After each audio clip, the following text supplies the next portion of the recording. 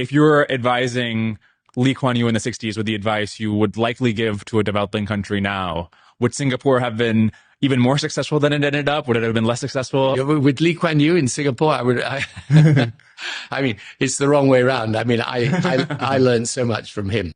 The fascinating thing about Lee Kuan Yew is he took three decisions, really three important decisions right at the beginning for Singapore. Each one of them now seems obvious. Each one at the time was deeply contested. Number one, he said, everyone's going to speak English. Now, there were lots of people who said to him at the time, no, we've been thrown out of Malaysia effectively.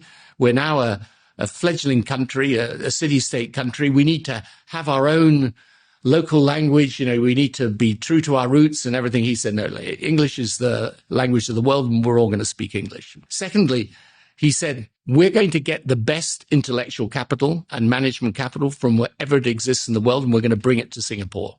And again, people said, no, we should stand on our own 2 feet. And you're also bringing in the British, who we've got all these disputes with. And he said, no, I'm going to bring in the best from wherever they are, and they're going to come to Singapore. Today, Singapore exports intellectual capital, right?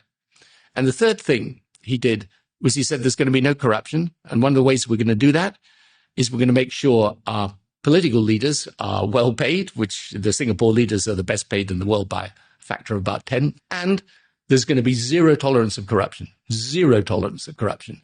And those are the three decisions that were instrumental in building Singapore today.